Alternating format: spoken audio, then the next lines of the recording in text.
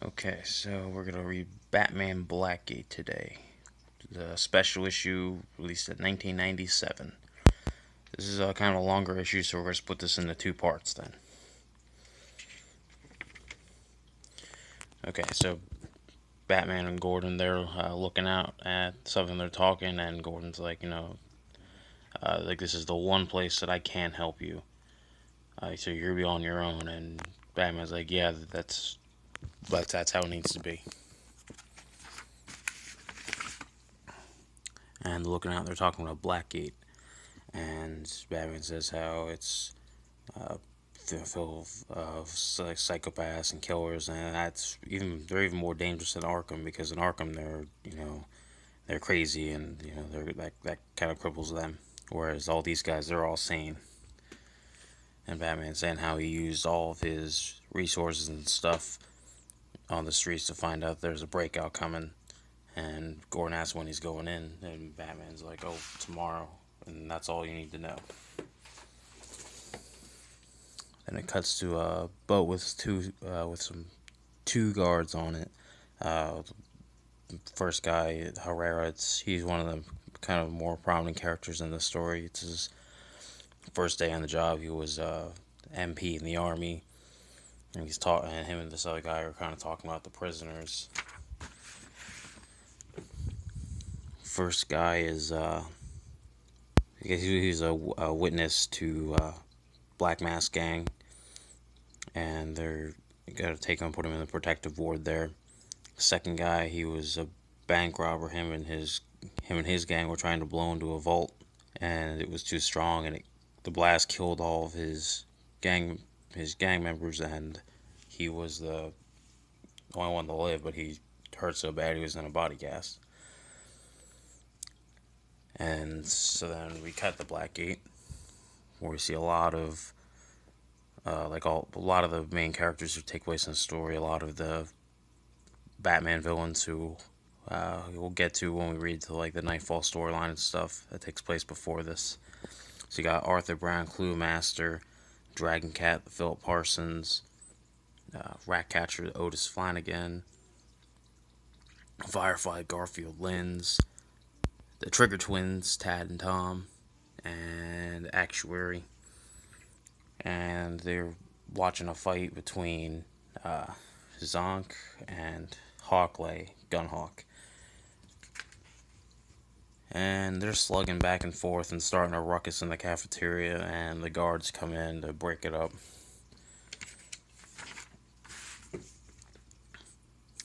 And yeah, they do put a beating on him, and they handcuff him. And Dragon Cat and Brown are talking, and Brown's pissed. He's like, that they would start this fight, right in the middle of our preparations. And as they're walking away back to their cells, they're like, they asked the Ratcatcher, "Oh, can we still stay in contact with him?" And Ratcatcher's like, "Yeah, but are you gonna let me know what this plan's going on?" And Brown's like, "You know what you need to know." And Ratcatcher's like, "Well, when Bane broke out, he told me everything." And Brown's like, "Oh, I'm not Bane." And Ratcatcher's like, "Nope, I know, you're Clue Master." And then Brownie freaks the fuck out. He's like, "You don't fucking call me that." And I gotta give that shit up. But Dragon Cat's like, "Hey, calm your shit down. You guys can't fight here. We gotta stay in general population. You're the only one who knows the whole plan." So then they walk off, and then Ratcaster goes his own way. And he talks to a guy named Shoppy, who he has like a little like general store in his cell. I don't know how he gets away with it, how the guards let him get away with it, but he does. And he sells stuff to the other inmates, and he gives Shoppy some crackers, I guess, for his rats. And then we cut to like the medical ward, where we see the one prisoner that came in who's in the body cast, and they put him in a room with another guy named Galvin. And he was like, "Oh, what's your story, pal?" But this guy's in a body cast. He talks like Kenny. He's like, "Woo," and he's like, "Oh, great." And then we go to the protective ward because then we see the Vendetto, another kind of prominent officer in the story.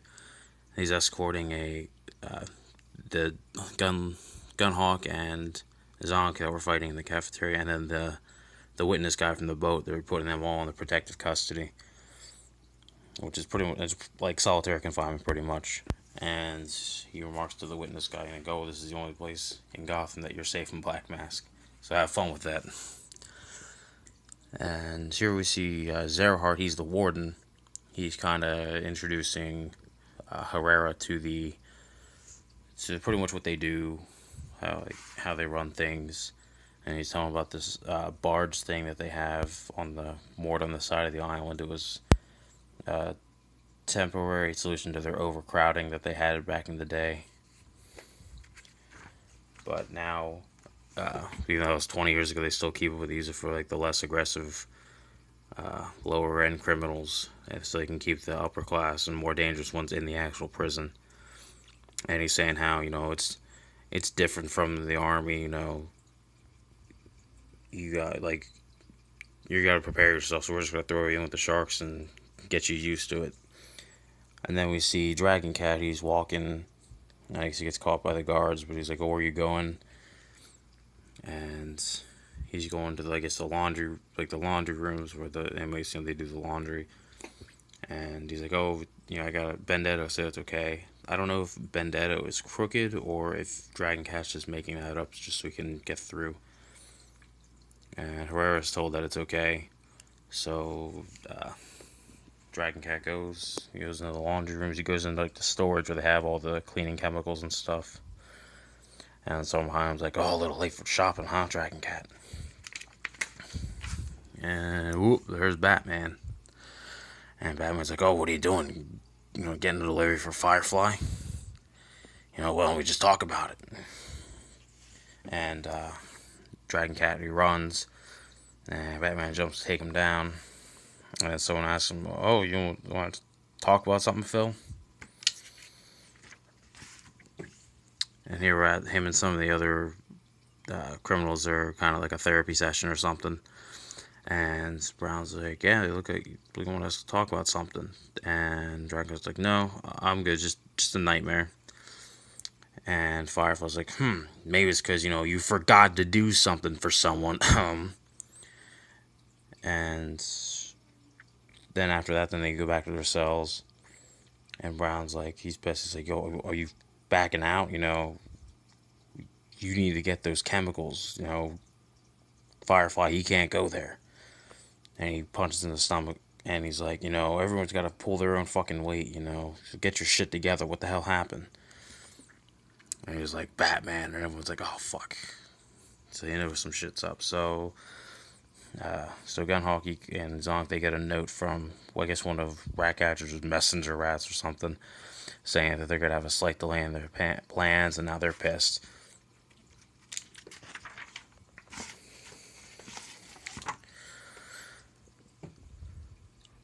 So then Firefly's like, "I need those chemicals." And Brown, he has Actuary, who's kind of like a smarter genius kind of guy. He's like, "What's our next move?" Actuary's like, "Well, obviously, Batman knows that they're up to something, and there's more than likely that he's gonna return. If anything, he's still even here."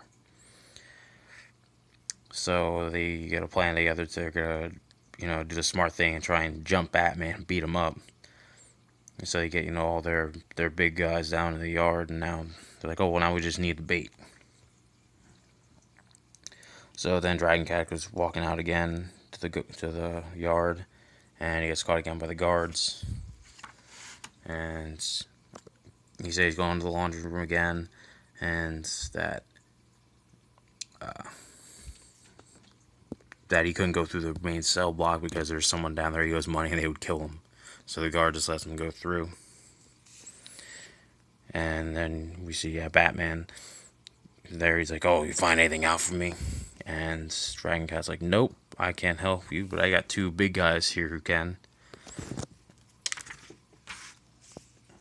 And they attack him.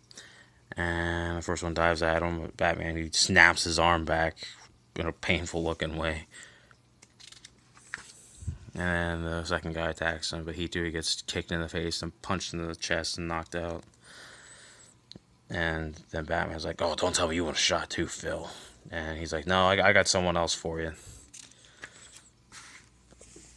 He's like, "Oh, it's Steel Jacket." He was a villain that Robin fought at the end of the Nightfall storyline, which you might get to, and he even brings up, and Batman's like, "Oh, we haven't met."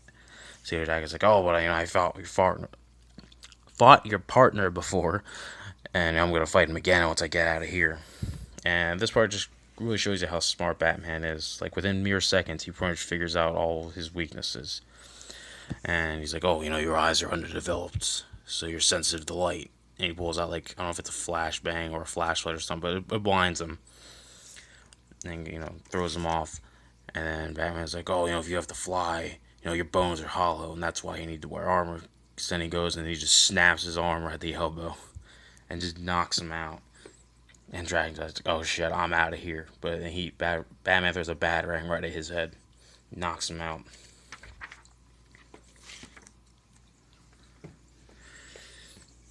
And then meanwhile, the guards down there looking at the camera. They're like, "Holy shit, that's fucking Batman." So they call the warden Zerhart, and they tell him he's there. And Zerhart's like, Gordon might tolerate him, might work with him, but I don't deal with that shit here. So I want this place on lockdown now, and I want the con that was talking to Batman. I want him. And they're like, "Well, that's the problem. He's gone. He's disappeared."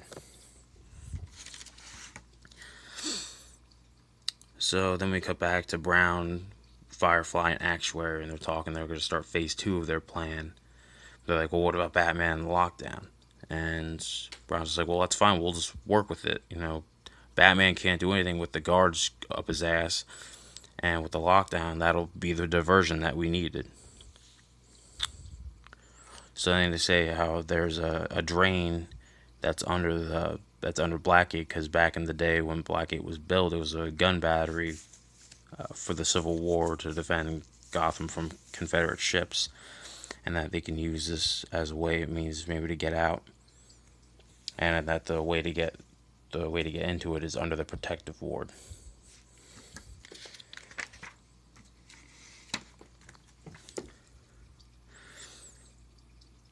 And then Brown tasks Actuary with, as he's burning the blueprints, to that someone that isn't what they seem to be. That he wants to list of suspects for who could be Batman. And then we got the Herrera and one of the other guards walking through the cell block and talking like, "Oh, I hate lockdown. I thought it would have been easier with all the cons in their cells." And he goes, "Yeah, you'd think that, but they're trapped in there all day. They're getting antsy and they just want to get out. And when they're like that, then they're really bad." And then we hear Shoppy say, "Oh, it's gonna get worse. It's supposed to get up to 100 degrees this weekend. And they're be frying in their cells, and it's gonna be, nasty." And he's like, "Oh, speaking of heat, you guys look like you thirsty. Like, here's some drinks." And Herrera goes to grab it, and the other guy's like, "No, you never take anything from any of the cons. Especially not this guy. So you don't trust any of these guys." All right, that's the end of part 1. Then we'll start with part 2. So I'll see you in the next video.